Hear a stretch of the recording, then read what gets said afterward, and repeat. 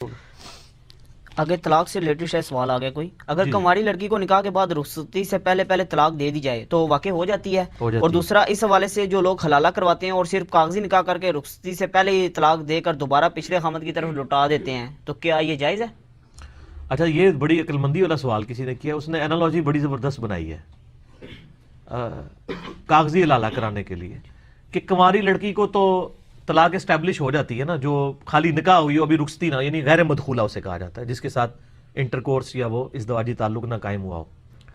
تو ایک عورت کا نکاح ہوا، ابھی خاوند کے ساتھ اس کا ازدواجی تعلق قائم نہیں ہوا، وہ اپنے ماں باپ کے گھر میں ہے اور خاوند ادھر ہے، اور وہ طلاق دے دیتا ہے، تو یقیناً طلاق ہو جاتی ہے، اور وہ نیا نکاح بھی کر سکتی ہے اور اس کو عدت بھی نہیں گزارنی ہوگی، اسی دن نیا نکاح کر سکتی ہے، اس کی مرضی ہے۔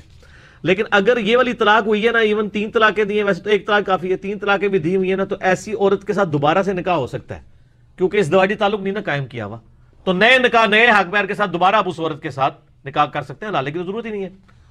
اب رہا کاغذی حلالہ اس عورت کا جس کا میاں بیوی کا تعلق قائم ہوا ہوا ہے۔ اب ایسی عورت نے اگر اپنے خاوند سے طلاق لی ہے یا اس کے خاوند نے اسے فارغ کر دیا، بعد میں وہ اپنے اسی خاوند کی طرف واپس جانا چاہتی ہے، اور اب وہ کہے جی میں کسی کے ساتھ کاغذی نکاح کر لوں پھر وہ مجھے طلاق دے دے تو میں اپنے پہلے خاوند کی طرف واپس چلی جاؤں، جس طرح کے رخصتی سے پہلے بھی تو عورتوں کو طلاق واقع ہو جاتی ہے، سر اس کیس میں جو مدخولہ عورت ہے نا اس کی طلاق نہیں واقع ہوگی، کیونکہ بخاری مسلم میں حدیث ہے، نبی علیہ السلام کے زمانے میں ایک ایسا واقعہ ہوا کہ اسی طرح ایک عورت کو طلاق دے دی اس کے شوہر نے، اس نے نئے مرد کے ساتھ شادی کی، پھر اس کا اچانک موڈ بنا میں پرانے خاوند کی طرف جاؤں گی، تو نبی علیہ السلام سے کہا میں طلاق، آپ نے فرمایا جب تک تم ایک دوسرے کا ذائقہ نہ چکھ لو، یعنی ایک دوسرے کے ساتھ تعلق نہ قائم کر لو، اس وقت تک یہ طلاق واقع نہیں ہوگی، تم پچھلے خاوند کی طرف نہیں جا سکتی اس طریقے سے۔ اگر پچھلے خاوند کی طرف جانا ہے ویسے تو طلاق ہو جائے گی، لیکن پچھلے خاوند کی طرف جانے کے لیے ازدواجی تعلق قائم کرنا ضروری ہے۔ اور آپ ٹینشن نہ لیں، کاغذی لالے کوئی نہیں ہوتے ہیں، مولوی لالے کٹ دینے، لالے مولوی ہوندے نے، وہ کٹ دینے انہوں طریقہ آندا ہے، لیکن یہ سب کے سب حرام ہے۔ سنن ابن ماجہ میں صحیح سند کے ساتھ حدیث ہے، حلالہ کرنے والے پر بھی لعنت، کروانے والے پہ بھی لعنت۔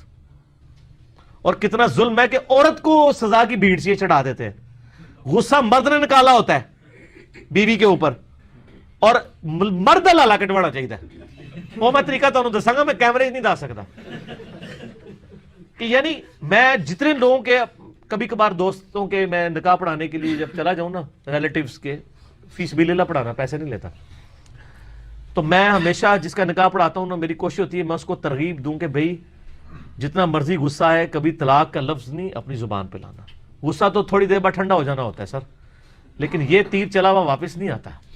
لوگ بڑے جذبات میں اس وقت پھر کہتے ہیں منڈا غصے سے، وہ غصے ہی طلاق دے گا نا، ٹھیک ہے نا، خوشی سے تو کوئی نہیں دے رہا ہوتا۔ تو حلالہ اس طرح پری پلان حلالہ تو منع ہے، باقی سورۃ البقرہ میں موجود ہے، اگر آٹومیٹک حلالہ ہو جائے تو وہ جائز ہے کہ اگر کسی کو طلاق ہوئی یا اس کا خامن سے اس نے خلا لے لیا اور بعد میں کسی اور خامن سے ہوا، پھر اس نے بھی چھوڑ دیا، پھر وہ پہلے خامن کی طرف واپس آ سکتی۔ لیکن خلا کے کیس میں یاد رکھیے گا، اگر عورت خلا لے، مرد نے طلاق نہ دی ہو، پھر حلالے کے بغیر بھی اپنے وہ پچھلے مرد کی طرف نئے نکاح سے جا سکتی ہے، کیونکہ عورت کو طلاق نہیں ہوئی نا، خامن نے تو اپنا حق نہیں استعمال کیا، ٹھیک ہے۔ میرا طلاق اور خلا کے اوپر بھی ایک کلپ ہے، لاکھوں لوگوں نے دیکھا، آپ یہ طلاق خلا اور رجوع لکھیں تو آپ کے سامنے آ جائے گا۔ بعض غیر مسلم بھی اس کے اوپر اعتراض کرتے ہیں کہ جی عورتوں کو کس چیز کی سزا ہے کہ جی وہ حلالہ کر کے پچھلے خاوند کی طرف واپس آئے، قصور تو مرد کا تھا، تو سر اس حلالے کو تو اسلام کہتے ہی حرام ہے، وہ تو فقہ حنفی کے مولویوں کا بنایا ہوا حلالہ ہے، اسلام تو اس حلالے کے اوپر لعنت بھیجتا ہے، سنن ابن ماجہ میں پورا چیپٹر ہے۔ باقی رہا کہ وہ اسلام تو یہ عورت کو سیکیورٹی دے رہا ہے، اس کا تقدس بحال کروا رہا ہے اس حوالے سے کہ بھئی اگر وہ پچھلا خاوند اس کو اپنے عقد میں لینا چاہتا ہے تو وہ پھر اتنی بڑی ریسٹرکشن لگا دیے کہ یہ تیرے قابل نہیں اب ہوگی اس وقت تک جب تک کہ یہ والا معاملہ نہ ہو جائے۔ یہ تو بہت بڑی ریسٹرکشن اس کے اوپر لگا دے، ورنہ تو تماشا ہی لگا رہا تھا، ٹھیک ہے۔ یہ عورت کو عزت دی ہے اللہ تعالیٰ نے کہ عورت کی رسپیکٹ ہے، کہ یہ نہیں کہ جب چاہے طلاق دے دی اور جب چاہے رجوع کر لیا، کہ نہیں، یہ اتنی قابل احترام ہے کہ اب اگر تم نے طلاق دے دی ہے تو یہ اب تم رجوع نہیں اس کے ساتھ کر سکتے اگر 3 طلاق دے دی ہوئی ہے، اللہ یہ کہ آٹومیٹکلی کو معاملہ ہو جائے اور وہ بھی پورا وہ والا ہو، تو پھر یہ عورت کو بہت بڑی سیکیورٹی ہے اللہ تعالیٰ کی طرف سے۔ یہ تذلیل نہیں ہے عورت کی، تذلیل وہ ہے جو ہمارے حنفی مولویوں نے بنا دیا، اور فقہ حنفی میں بھی نہیں ہے، حنفی مولویوں نے بنائی ہے۔ اس میں بھی جو پڑھے لکھے لوگ ہیں، جیسے اب مفتی اکمل صاحب ہیں، ان کا میں نے خود یعنی کیو ٹی وی پہ دیکھا ہے، انہوں نے کہا کہ حرام ہے یہ حلالہ کرنا اور کروانا، لعنت ہے، یہ حدیث انہوں نے بیان کی ہے. لیکن ان کو حدیث کے ساتھ یہ بھی بیان کرنا چاہیے کہ یہ کر رہے کون ہے، وہی کر رہے ہوتے ہیں، یعنی انہی کے مکتب فکر کے لوگ کر رہے ہوتے ہیں نا، اہل حدیث تو نہیں کر رہے ہوتے نا. ٹھیک ہے، تو ہم تو حلالے کو بھی غلط سمجھتے ہیں اور حرامے کو بھی. حرامہ یہ کہ 3 طلاقیں دے دیے پھر زبردستی ایک کہہ کے رجوع کروا دیتا. تو مسئلہ نمبر 15 میرا دیکھ لیں، ٹھیک ہو گیا. حلالہ بھی حرام ہے تو حرامہ بھی حرام ہے. وہ تو اس کو خدمات کہتے ہیں. اور جی خدمات ہیں، وہ حلالے کو خدمات کہتے ہیں، یہ حرامے کو خدمات کہتے ہیں. ٹھیک ہے، طلاق یا خلا کے بغیر میاں بیوی 10 سال الگ رہیں تو کیا نکاح ٹوٹ جائے گا؟ 100 سال بھی لگ رہے نکاح نہیں ٹوٹے گا. نکاح تو اسی طریقے سے ٹوٹے گا جب وہ طلاق دے گا یا خلا لے لے گی. لیکن اس دوران وہ کسی اور مرد کے ساتھ شادی نہیں کر سکتی. وہ عورت، مرد کو تو چلے اجازت ہے، عورت نہیں کر سکتی کہ اب لادے ہی رہ رہے ہیں تو ٹوٹ گیا ہوگا. یہ اکثر لوگ سوال پوچھتے ہیں، وہ ناراضگی سے لادہ ہو جاتے ہیں نا بعض اوقات. پھر 10 سال بعد جب بچے تھوڑے بڑے ہوتے ہیں پھر ان کو خیال آتا ہے، پھر واپس آ جاتے ہیں. تو اس سے نہیں نکاح ٹوٹتا، اور یہ ایگریڈ اپان مسئلہ ہے، اجماعی مسئلہ ہے. نکاح اسی طریقے سے ٹوٹے گا جیسے ٹوٹتا ہے. ارے رجوع کے لیے چھونا ضروری ہے ہاں، یا ویسی بات چیت سے بھی رجوع ہو جائے گا؟ اگر دوسرے ملک میں بیٹھا ہے اور صرف وہ اپنی زبان سے کہہ دیتا ہے میں تمہاری طرف رجوع لاتا ہوں تو رجوع ہو جائے گا. ٹھیک. ہاں. اگر طلاق لکھ کر رکھ دی ہے اور بھجوائی نہیں ہے، بھجوا دی تو مگر ڈاک بیوی کو نہیں ملی تو بھی طلاق واقع ہو جائے گی؟